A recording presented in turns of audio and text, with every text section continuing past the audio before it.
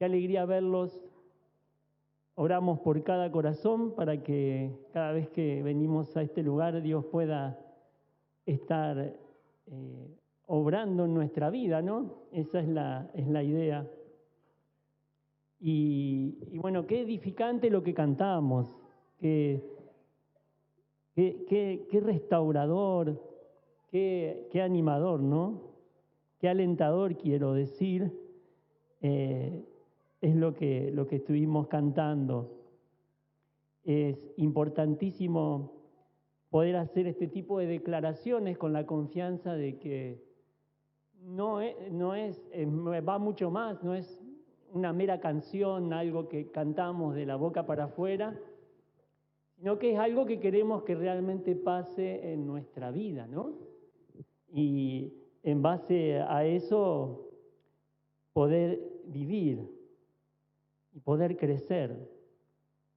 Hace poquito se hizo una muestra. Pueden abrir en el libro de los Salmos si quieren. Les pregunté cómo estaban. ¿Sí? ¿Y cómo están? Bien. Eso es lo que me dicen ustedes. ¿Y cómo realmente están? Muy bien.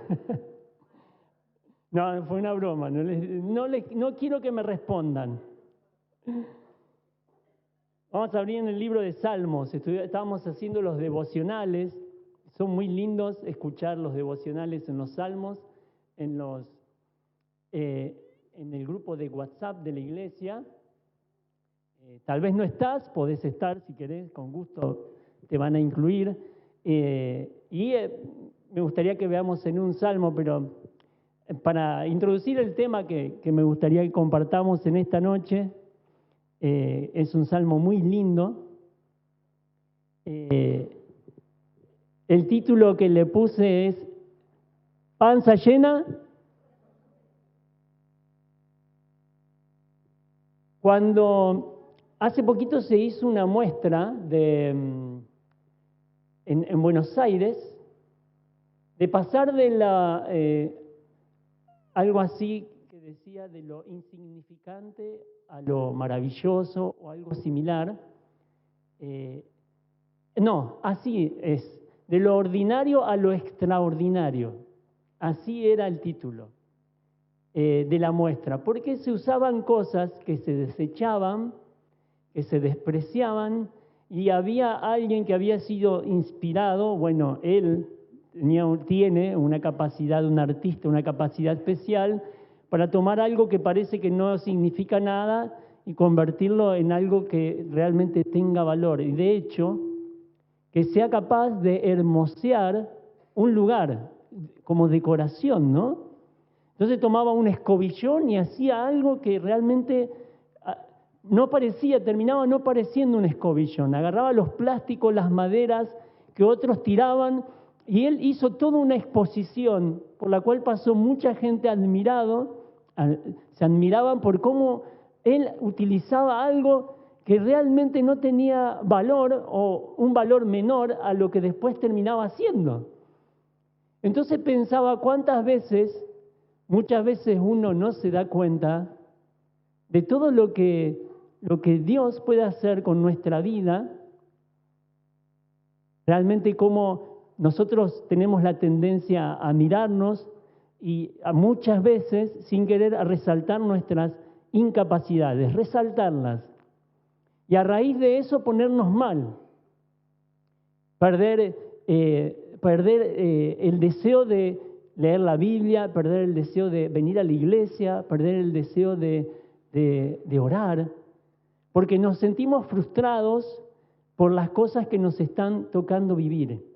Entonces, como no tengo la capacidad para poder solucionar tal o cual problema, me siento mal y me veo ante una barrera muy grande de poder cruzar. Y en el Salmo 3, me gustaría ver cómo poder tener realmente un gozo genuino. Panza llena, corazón contento. ¿Por qué la frase? Porque la idea de la panza llena es la idea de satisfacción, ¿no? Qué feo es tener hambre, ¿no? Pasar por el hambre. pasar por momentos de hambre, ¿no? Y qué difícil que es cuando a alguno de nosotros nos ha tocado tal vez pasar por ese momento, pero ahí en el Salmo 3 vemos a alguien que realmente era insignificante y pasó a ser insignificante ante los ojos del mundo, pero alguien que pasó a ser una gran herramienta, un gran instrumento para la obra de Dios. Él era un pastor, de hecho se hizo una canción haciendo referencia a él, diciendo donde un pastor la gente ve, Dios que ve, un gran rey. Es impactante lo que Dios puede hacer con algo pequeño. De hecho, es maravilloso ver cómo Él hace una referencia de algo de lo más pequeño que hay, como ser la semilla, ¿se acuerdan? La semilla de mostaza, la semilla más pequeña. Y la utiliza para la utiliza para hacer un ejemplo de algo grande, tan grande, que esta semillita pasó a ser la referencia para la eternidad, para el reino de Dios, para todo lo que Dios puede hacer. Cómo Él tomó esa referencia de algo pequeño, como aquellos peces y panes que Él tomó para alimentar a tantos. Él utilizó la vida de un niño que estaba desaparecido de la perimetría de los discípulos, pero ahí estaba el niño y el Señor con el niño hizo grandes cosas. Tengo que decirte algo que es muy importante y que es difícil de entender, y por eso es muy importante. Más allá de lo que Dios está permitiendo en tu vida hoy, y a pesar de lo que Dios está permitiendo en tu vida hoy, y a causa de lo que Dios está permitiendo en tu vida hoy, su deseo es hacer una gran obra a través de tu vida hoy. Él no cambió la frase del salmista: Dios cumplirá su propósito ¿en quién? En mí. No tenemos por qué perder nosotros la esperanza de que Dios haga una gran obra, a pesar de cómo hoy te mirás al espejo y decís, ¿cómo? ¿Con esto puede ser? Decís, ¿realmente Dios puede hacer una gran obra con mi incapacidad? ¿Con mi falta de tal o cual cosa? Muchas veces lo hacemos los que vamos creciendo, con mi falta de fuerza física, con mi edad que va pasando. Hay que saber esto que es muy real, que ninguno de los corazones que están latiendo dentro de este recinto laten por casualidad. Ninguno de los corazones de los que están latiendo dentro de este recinto y fuera de él late por casualidad. Hay un Dios. Vean qué maravilloso que es el versículo 5 del Salmo 3. Dice ahí, yo me acosté y dormí y desperté porque Jehová me sustentaba. Todos juntos, a ver, ¿qué les parece? A la 1, a las 2 y a las 3.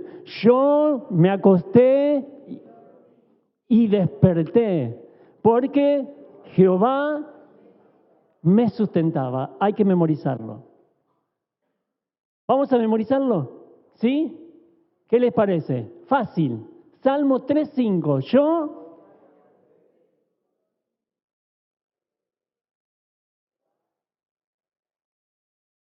cada vez que estés pasando por un momento de dificultad, recordá este salmo. Cada vez que tu cónyuge te hable mal, cada vez que veas que se pone triste la billetera o que el espejo te saca la lengua, como dice una canción, Ahí vos recordá y decís cómo, yo, porque Jehová me sustentaba. Cuando estés perdiendo las fuerzas, cuando no quieras levantarte para ir a trabajar, cuando no puedas dormir, justamente cuando no puedas dormir, y sobre todo cuando no puedas dormir. ¿Qué es lo que pasa cuando uno pasa por problemas? Una de las cosas más importantes de la vida no es estar despierto, sino cómo dormimos. ¿Cómo dormimos? No si dormimos, no cuánto dormimos, sino cómo. El cómo estoy hablando de la calidad y no de la cantidad. La calidad de nuestro sueño. De hecho, el estrés y las situaciones que nos tocan vivir, en lo primero o en una de las cosas que ataca más en nuestra parte del descanso, del dormir. Y por eso no es casualidad que Dios nos deje a través de su Espíritu Santo este versículo diciendo, David, yo me acosté y después ¿qué dijo? Y dormí y después ¿qué? Porque, ¿sabes por qué dice esto el salmista? Porque tal vez haya días en que no puedas ¿qué? Número uno, no puedas ¿qué? Acostarte. ¿Por qué? ¿Te pasó? Claro que sí. No podías acostarte. O si te acostabas, era como si estuvieras parado.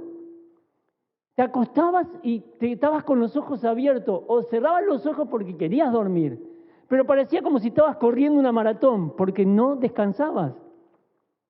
Te acostabas físicamente, pero no te acostabas espiritualmente. Yo me acosté, dice, fragmentamos el versículo, el detalle de la escritura es muy importante. Cuando vos leas, no necesitas ser un erudito, abro un paréntesis y lo cierro. Vos pará en los detalles de los versículos, porque cada detalle, letra por letra y palabra por palabra, tiene una razón de ser en la escritura. Ninguna palabra es por casualidad, ningún fragmento ni oración de la escritura es por casualidad. Entonces vos fragmentás el versículo y decís, yo me acosté, y saltás al final y decís, ¿por qué? Porque Jehová, yo me acosté porque Jehová me sustentaba. En segundo lugar, dice, yo dormí. ¿Dormí por qué? Porque Jehová me sustentaba. ¿Y después qué pasó? Desperté. Porque Jehová me despertó, porque Él me sustentó. Porque entre estas tres cosas, tal vez alguna de ellas no puedo hacer o no alcanzo a hacer. Tal vez me acuesto y duermo y no ¿qué? Y no despierto. Tal vez me acuesto y no ¿qué? Y no duermo. O tal vez no llegué ni a acostarme, como dijimos recién. Pero demos vuelta al versículo. De atrás para adelante. ¿Qué te parece? Dice ahí, yo me acosté y dormí y desperté porque Jehová me sustentaba.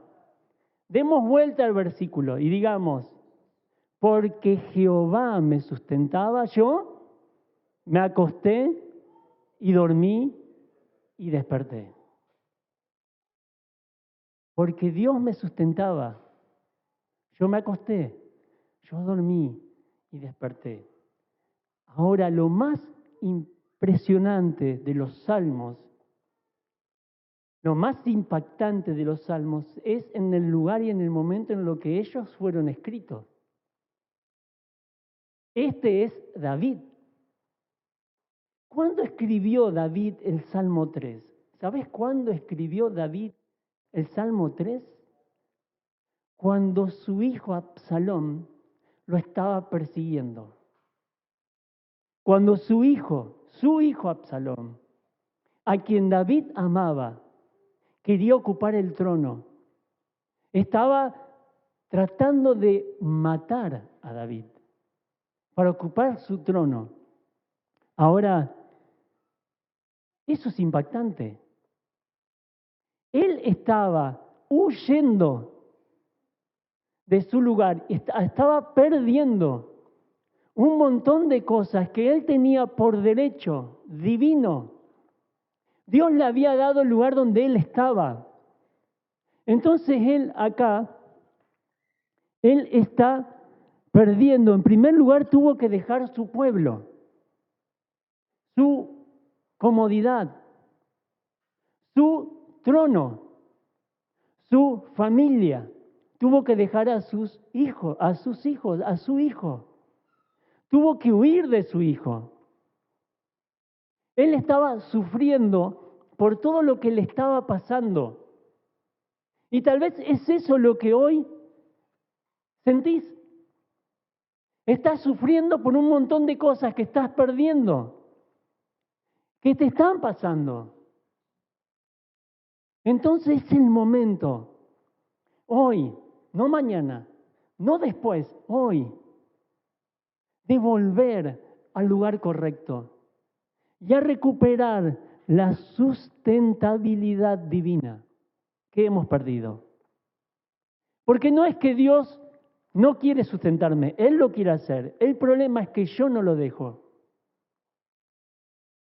Él lo quiere hacer y Él lo va a hacer y Él me ama y lo quiere hacer, pero a veces, como pasa con nuestros hijos, ¿nunca te pasó que tus hijos no querían entrar a bañarse? Es muy común, de hecho yo cuando era hijo tampoco quería entrar a bañarme. Y ahí estaban jugando y no quieren. Pero voy y los convenzo, ¿no? Diciéndole, entrá al baño, te rompo la... Nada. Con paciencia, Alexia, Elías, entrá. ¿Quién se va a bañar primero? Le toca a ella, le toca a él, ellos entre ellos se señalan, ¿verdad? Y no quieren entrar y están ahí. Y yo los convenzo con paciencia hasta que le muestro mi pantufla, que es un remedio fantástico. La pantufla de papá, ¿viste? Bueno, la ven y ya van. Pero lo cierto es que pasa algo después. Cuando ellos están en el agua, ¿qué no quieren? Salir del agua. Ahí está el creyente, no quiere entrar por un montón de cosas que le están pasando, porque no lo merezco, porque no lo deseo, porque no me gusta. Pero el papá sabe lo que necesita, ahora necesita el agua. Cuando ellos experimentan el agua, saben que lo que el papá o la mamá querían era lo mejor. Era tan lindo, traía tanta satisfacción, que ahora ya no quieren salir. Así es con los hijos de Dios muchas veces. Por un montón de cosas que te pasan que uno no es capaz de juzgar, porque solamente hay que estar en tus zapatos para saber lo que te tocó vivir. No querés ya leer la Biblia, orar, querés dejar el ministerio, querés dejar tu hogar. Ya tus hijos no te ven con el mismo gozo, con la misma alegría. Ya ellos, en vez de ser una bendición, son una carga, o por lo menos es como lo expresás sin querer. Ya te cuesta ir a trabajar por un montón de injusticias que pasan en ese lugar y perdiste la alegría de hacer lo que hacías antes. Cosas que van sumando y que te van alejando. Y el papá te dice, entra a la ducha, y vos no querés. Y perdemos la sustentabilidad divina. El sustento. La capacidad de recibir de Dios lo que necesito y no lo que quiero. La capacidad de ver en Dios lo más importante que puedo tener en la vida y no lo otro que quiero tener, que está bien, y si estoy en tu lugar tal vez diría lo mismo, quisiera tener lo que vos querés tener. Esa relación otra vez restaurada, ese auto que se arregle, por decir algo más vano y vacío, esa compañía de aquella persona que hoy se fue porque no quiere estar con vos. Cosas que perdiste porque X razón, porque te equivocaste, porque se equivocó el otro. Un hijo que te quiere dejar, alguien que ya no te quiere hablar, un amigo que te traicionó, cosas que te pasaron que a vos te alejaron de la sustentabilidad divina. Los vicios, que estás atado, que cualquiera de estos, sea algo pornográfico o alguna otra cosa que te está atando, Dios quiere sustentarte para que vos puedas acostarte, para que vos puedas dormir, te puedas levantar, puedas caminar, porque su amor es indiscutible. No está en discusión sus deseos. Aquí están en discusión los nuestros, los míos, los tuyos. Jehová me sustentaba. La palabra más maravillosa de este salmo es ese. Mientras leía todo lo que pasaba en la vida de David en este momento, en 2 de Samuel, capítulo 15 y capítulo 16, no lo busquen, es donde está este relato. Y leía y veía cómo había complot contra él, cómo él después se enteró que fue engañado, cómo después él vivió el desarraigo, cómo después a él lo querían convencer de que esté bien animado, hasta que en un momento le pasó lo que ningún padre quiere que le pase. Absalón, a causa de su pecado, de su oposición al rey que Dios había elegido, que era su padre David, murió. Y ahí fue fatal para David. Su enemigo había muerto, pero su corazón también, porque había perdido a su hijo. Y es impresionante ver la historia, que te animo a que la leas. David no podía ser convencido, animado, que vuelva al pueblo. Ya ahora es rey, su enemigo había muerto, pero su enemigo había sido su hijo. Entonces él no podía tomar el trono, volver al lugar que Dios le había dado, porque la tristeza era más grande que el propósito de Dios. Y tal vez muchas veces pasa eso en nuestra vida. La tristeza es más grande que lo que Dios tiene para vos. Es lo que pensás. Pero son momentos que Dios permite en nuestra vida para que aprendamos a ser ese gran instrumento que Dios eligió para su gloria y para tu alegría. Para que se cumpla el título, corazón contento. Entonces acá el salmista dice cosas maravillosas de Dios. Y dice, el versículo 1 dice, cuando empieza a orar, David dice así: oh Jehová, cuánto se han multiplicado mis enemigos, mis adversarios. Muchos son los que se levantan contra mí. Muchos son los que dicen de mí, no hay para él salvación en Dios. Esto es lo que decían de él.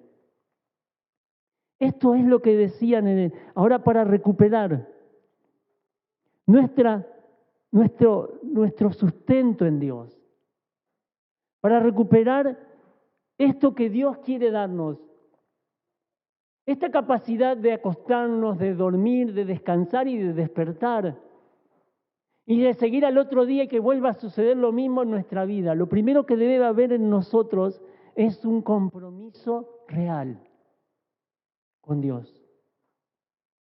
¿Por qué? Es necesario el compromiso.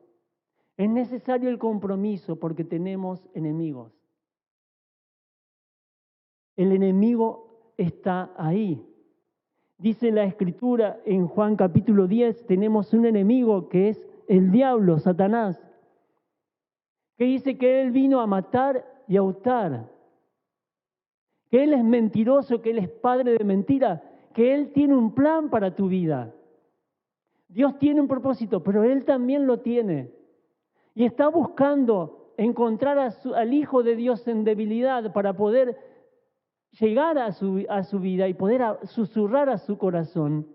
Y para que éste sea parte de Dios. Dice ahí, 2 de Corintios capítulo 2, versículo 11, dice, para que Satanás no gane ventaja. porque no ignoramos sus maquinaciones. Tiene un plan, tenemos enemigos, tenemos adversarios.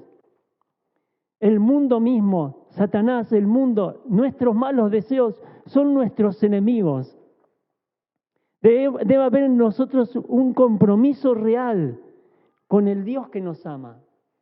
Un compromiso a aceptar su plan a pesar de los enemigos y a causa de ellos. Porque sin compromiso real ante Dios, sin un compromiso real, genuino, si nos vamos de esta noche sin ese compromiso real a buscar a Dios, nuestros enemigos van a ganar. Y va a suceder lo que no queremos que suceda y lo que Dios no quiere que suceda. Dejar de dormir, dejar de descansar y hasta tal vez ni siquiera despertar. En segundo lugar, vean ahí lo que dice versículo 3. Mas tú, Jehová, qué lindo que es, eres escudo alrededor de mí, mi gloria y el que levanta mi cabeza. Con mi voz clamé a Jehová, y él, ¿qué hizo? Me respondió desde su monte santo. Cuando empieza el versículo 3 a decir más, es la idea de que a pesar de mis enemigos, a pesar de mis adversarios, a pesar de todo lo que está en contra mío, mas tú, Jehová, eres escudo alrededor de mí, mi gloria y el que levanta mi cabeza, el que renueva mis fuerzas, el que levanta mi cabeza. Es la idea de que yo estoy desanimado, de que yo estoy desalentado, pero Dios es el que hace una obra y levanta mi cabeza y levanta mi alma y mi espíritu y me lleva a mí a seguir adelante. En primer lugar es compromiso. En segundo lugar es confianza. Es fe. Es confianza real en Dios. Eso echa fuera la religión, eso echa fuera las formas, eso deja afuera todo lo que hemos aprendido que no tiene que ver con Dios y con el confiar en Dios. Confiar en Dios es importantísimo. Miren, dice ahí, Mateo, vamos a ver Mateo capítulo 11. Tengan el dedo ahí si quieren, en el Salmo 3. Mateo capítulo 11.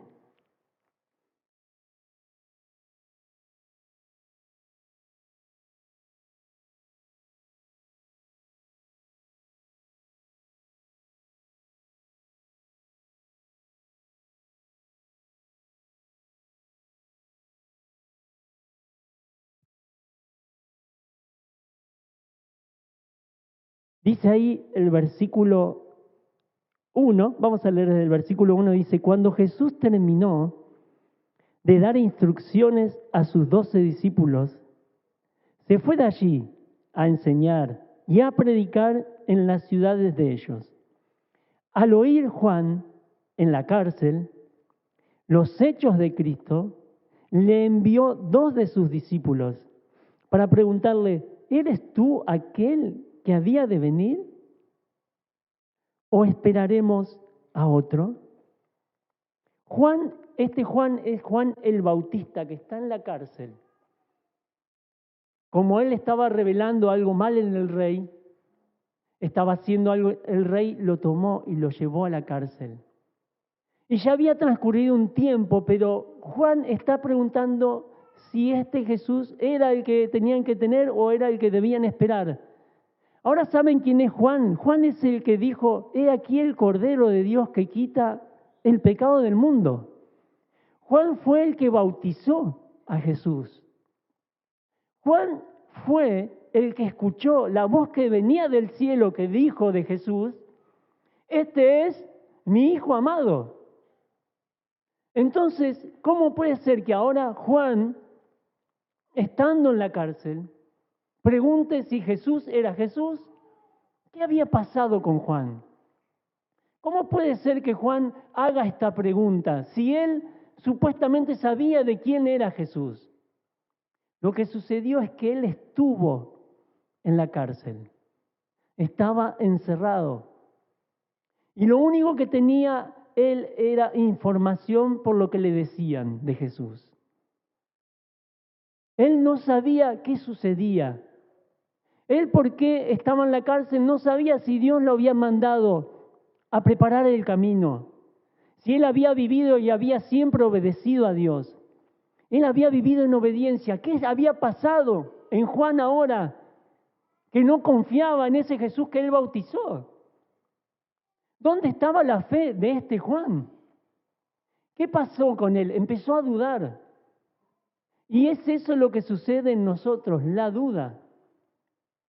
La duda por ignorar un montón de cosas, por no entender lo que está sucediendo. Tal vez era lo que pasaba con Juan. No entendía por qué él estaba en la cárcel, por qué Dios había permitido esto en su vida. Entonces, dentro de eso, la duda no es pecado. La duda es pecado cuando yo hago cosas dudando. Porque dice Santiago, capítulo 1, el que pide, pida con fe, no dudando nada, porque el que duda no piense que va a recibir cosa alguna del Señor. Ahí envuelve todas las cosas. Entonces la duda es algo que puede venir a tu vida, a mi vida. La cuestión es cuando esto permanece con el tiempo. Y Juan más o menos había pasado un año de que había estado en la cárcel y no había sabido nada, no había visto a Jesús. Entonces la duda vino. ¿Qué pasaba? Él ignoraba lo que pasaba afuera. Entonces, ¿qué hizo Juan? Juan no se quiso dejar llevar por lo que decían los demás. Él mandó a sus discípulos directamente a la fuente. ¿Cuál era la fuente? ¿Cuál era la fuente? Jesús era la fuente. Jesús era la fuente para disipar las dudas de Juan. Ahora, vean lo que dice ahí, lo que dijo Jesús de Juan. De cierto, en el versículo 11, de cierto os digo, entre los que nacen de mujer, no se ha levantado otro mayor que Juan el Bautista. No se ha levantado otro mayor que Juan el Bautista. El más grande de los profetas había entrado en una cierta crisis, en un momento de duda. Dice el versículo 4, respondiendo Jesús le dijo, id y haced saber a Juan las cosas que oís y veis. Y ahí les dice, los ciegos ven, los cojos andan, los leprosos son limpiados, los sordos oyen, los muertos son resucitados y a los pobres es anunciado el Evangelio. Entonces le dijo a los discípulos que le dijeran esto, que le hablen de la palabra de Dios, que le hablen de lo que él conocía de la palabra de Dios.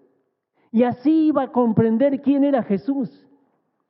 Y a eso nos llama Dios, a volver a la Escritura, a volver a la palabra de Dios, a volver a amar este libro, a buscar en el libro la respuesta de Dios. Y no en otros lugares. No buscar la satisfacción en otros lugares. La confianza real viene por lo que nosotros escuchamos de la Biblia. No por ver la novela Josué, yo voy a saber lo que dice la Biblia. Josué es la novela, ¿no? ¿Sí? ¿Hay otra novela bíblica? ¿Hay otra o no? Moisés también. ¿Cómo sabe Abel de novelas? No quiero mandarte al frente porque sos mi amigo y yo no quiero que se rompa la amistad, pero...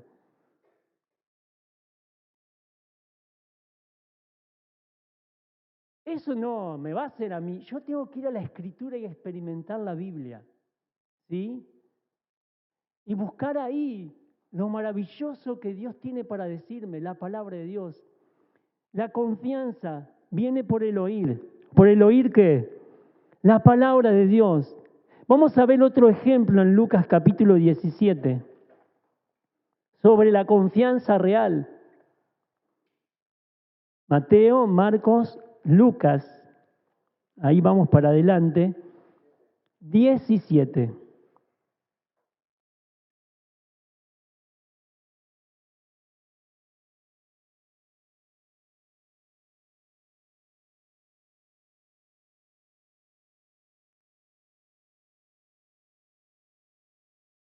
Dice el versículo 17. Perdón, capítulo 17, versículo 5. Y le dijeron los apóstoles al Señor, ¿qué les dijeron? Aumentanos la fe. Aumentanos la fe. Esa puede ser nuestra oración. Aumentanos la fe, ¿verdad? ¿Están dispuestos a hacerla ahora? ¿Lo hacemos todos juntos? ¿Hablamos con Dios? En voz alta, todos juntos vamos a la 1, a las 2 y a las 3. Aumentanos la fe. No te vi muy convencido, no sé si el cielo te escuchó. Vamos con más fuerza, a ver, aumentanos la fe. No estoy queriendo hacer ningún espectáculo, yo estoy tratando de que nos quede la palabra de Dios en nuestro corazón. Aumentanos la fe.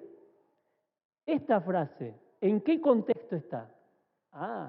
Eso es más importante que la frase en sí. Bueno, es importante la frase, es bíblica, pero qué importante es el contexto. Miren, dice ahí antes, versículo 1, dijo Jesús a sus discípulos, imposible es que no venga tropiezo, mas hay de aquel por quien vienen.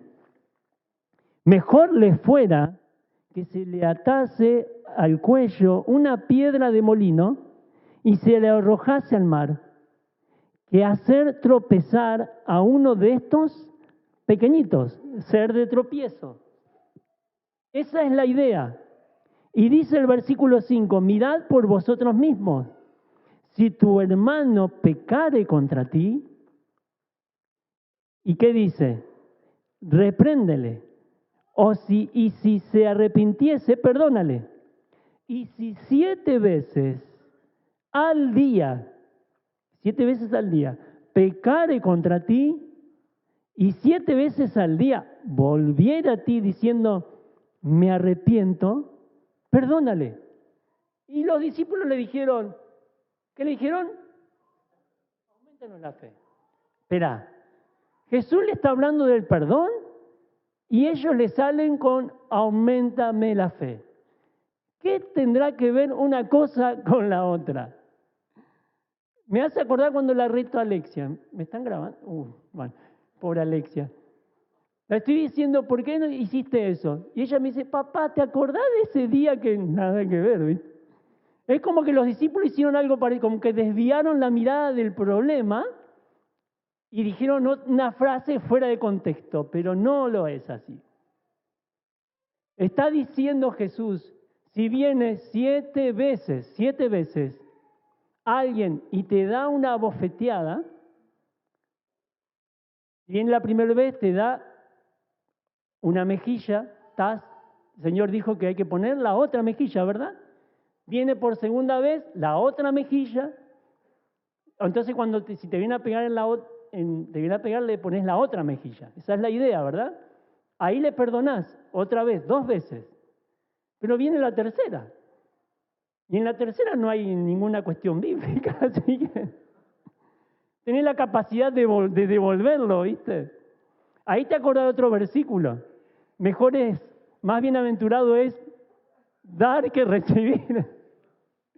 Entonces te pones rebíblico. Pero 7 veces, con el mismo pecado, 7 veces tenés que perdonarlo. Y los discípulos dijeron, ay Señor, aumentanos la fe. ¿Por qué? Necesito confianza para perdonar. Fe real. Vos decís, yo confío en Dios, leo la Biblia, oro, pero no puedo perdonar. Es mentira, no confías en Dios. No confiamos en Dios. La fe Es lo que necesitamos para perdonar. ¿Por qué? Porque la fe es verdadera, genuina, la confianza de verdad en Dios. La verdadera fe no es, ¿están atentos? No es ¿qué? No es natural. No es natural. Ante el primer bife que te dan, vos le devolvés con una tira de asado. No lo aguantás. No es natural. La fe es la verdadera en Dios es sobrenatural. Y cuando hablo sobrenatural, es lo que dice el Señor después. Él les pone un ejemplo maravilloso después. Si tuvieres fe como un grano de mostaza, le dice después, acá, mira. Versículo 6, entonces el Señor dijo, si tuvieres fe como un grano de mostaza, podrías decir a este sicomoro, desarráigate y plántate en el mar. ¿Y qué va a hacer el sicomoro? ¡Wow! A ver, ¿quién intenta con el arbolito de afuera? Sacar lo que nos tapa al frente, que no sabemos qué hacer. Transpórtelo al río. ¿Quién lo hace? ¿Quién tiene tanta fe? No está haciendo algo literal. ¿Sabés qué está diciendo el Espíritu Santo de Dios? Que la fe es algo profundo. El sicomoro es como el álamo que tenemos allá en la iglesia de Arroyo Leyes. Alto. Como es alto, la raíz es más profunda. De ahí la relación. Es algo que los que escuchaban sabían. Es el árbol alto, la raíz profunda y grande. Ancha, agarrado para soportar los vientos. El árbol es alto. Es el más alto que había en esas tierras. Entonces dice, si vos tenés fe, ¿cuál fe? ¿Qué tan grande la fe? Gracias. No cantidad, sino calidad. Calidad. Confianza genuina en Dios. Como un grano donde puede empezar todo. Lo que vos necesitas saber y tener de Dios empieza ahí. Entonces transforma y recuerdan que la palabra de Dios nos habla de la falta de perdón como una raíz de ¿qué? De amargura. Porque cuando la falta de perdón avanza, entonces como es difícil perdonar, como es difícil, necesito fe, necesito confianza en Dios, que Dios me va a ayudar a hacerlo, que va a ser un perdón real, restaurador de mi alma, de mi corazón. Yo tengo que perdonar por la otra persona, tengo que perdonar por Dios, por mí y por los demás. La fe es lo que me ayuda a mí a ver si entendemos, es algo sobrenatural. Mi corazón no quiere perdonar el primer bife, pero capaz de lo aguantar, ni el segundo, ni el tercero, 7 veces el mismo pecado, con la misma cuestión. 7 veces. ¿Cuántas veces las esposas se cansan de lo que los esposos le hacemos?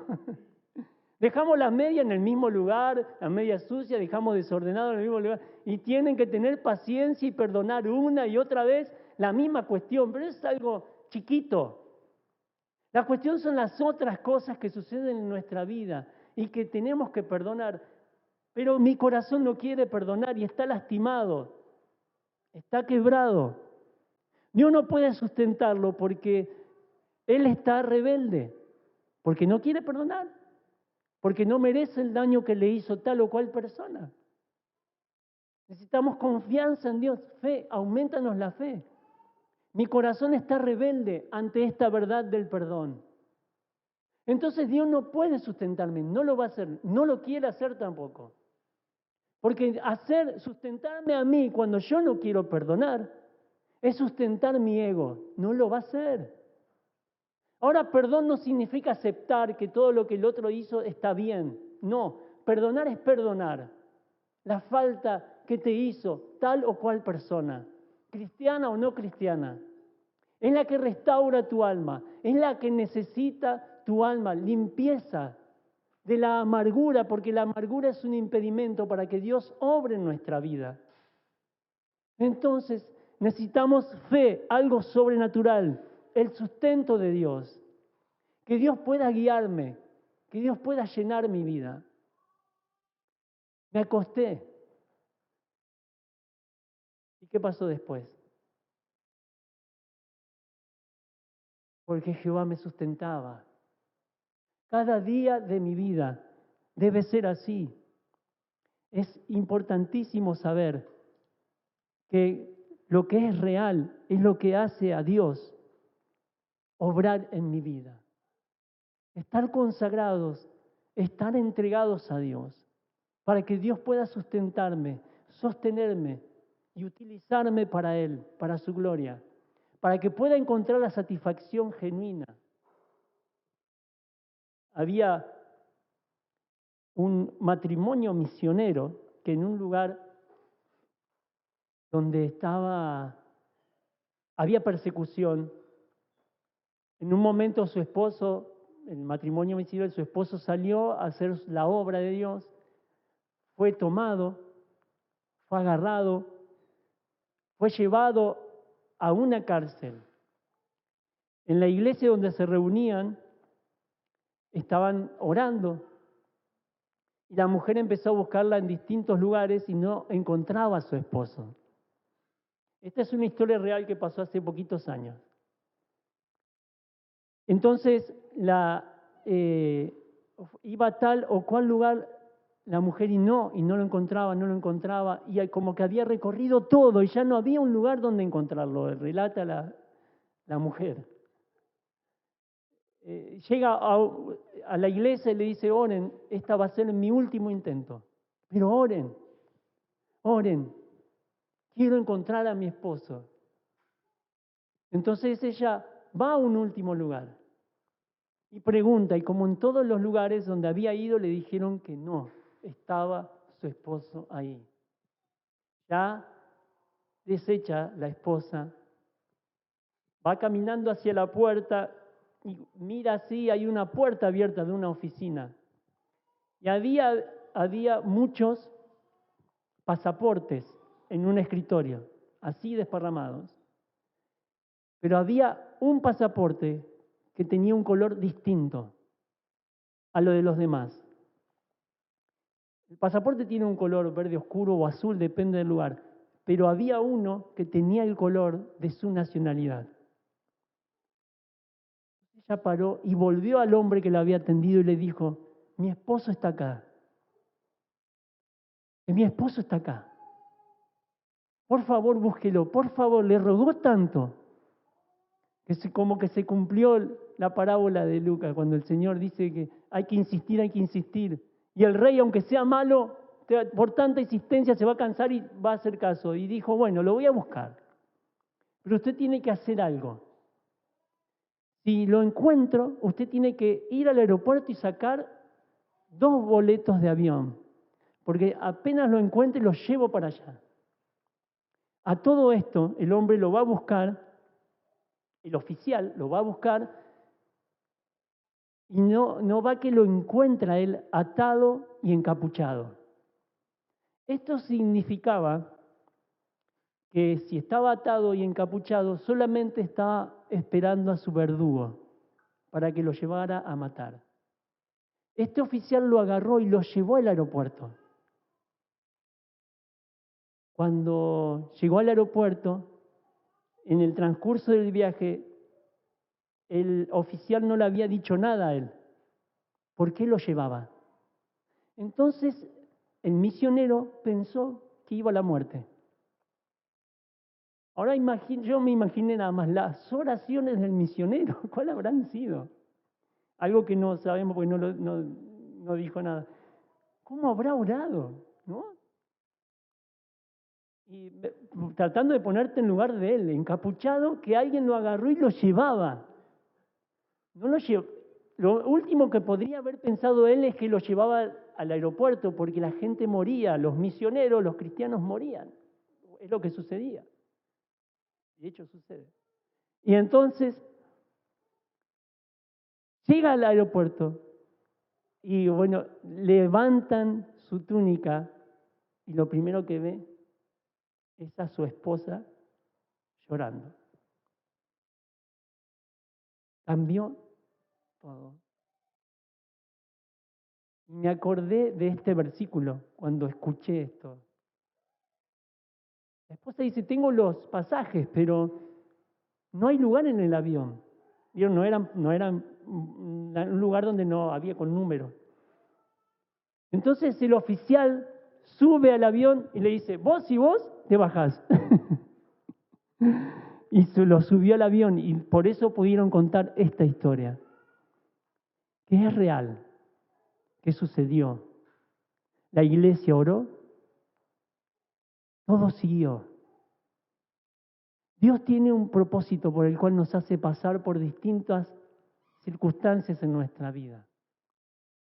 Pero Él quiere que en el camino sustentarnos. El rey lo había perdido todo. Era importante que Él confiara. Y de hecho escribió este salmo para nosotros hoy. ¿Vamos a orar?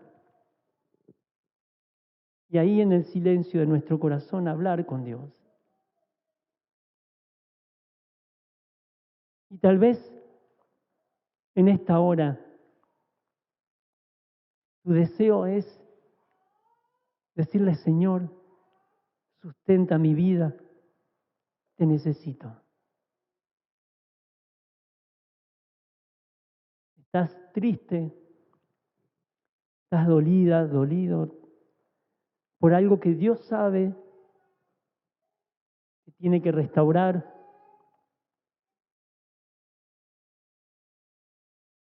El Espíritu de Dios, hablando en nuestro corazón, nos llama, quiero sustentarte, quiero sostenerte, quiero seguir siendo tu Dios.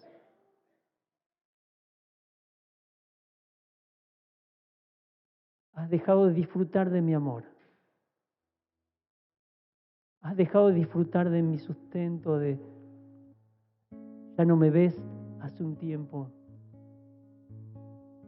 Quiero utilizarte para que tengas gozo, ese gozo que perdiste. Pero en esta hora quiero invitarte a recibir el amor de Dios. Y ese amor es el que te sustenta. Nos sustenta. El amor que lo llevó a Jesús a morir en la cruz. Ese amor tan grande demostrado allí fue por vos, para que tengas vida eterna. La paga del pecado es muerte. Tu pecado te lleva a la muerte eterna, la separación de Dios.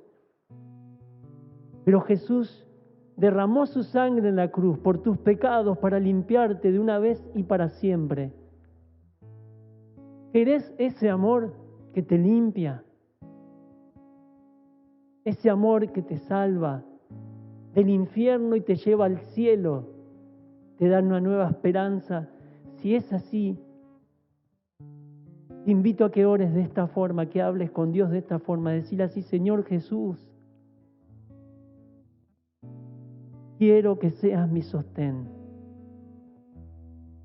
Pero primero quiero pedirte perdón por mis maldades, por mis pecados, vos me conocés. Te pido que me limpies con tu sangre que derramaste allí en la cruz por mí. Creo, Jesús, en ti, para ser salvo para toda la eternidad. Entra en mi vida, límpiame, te lo ruego. Y si fue esa tu oración, me gustaría saberlo para orar por vos. Te pido que me lo indiques levantando tu mano y bajándola ahí donde estás. ¿Has orado así en esta noche?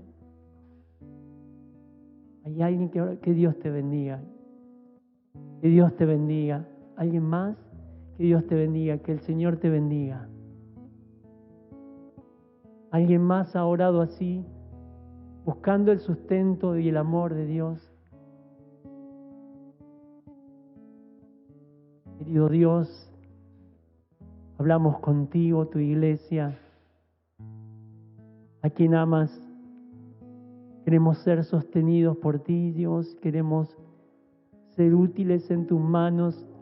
Cada día de nuestra semana levantarnos sabiendo que tú nos sustentarás. Acostarnos sabiendo que tú lo seguirás haciendo. Descansando porque tú no duermes. Estás ahí atendiendo nuestro sueño. Estás a nuestro lado todo el tiempo.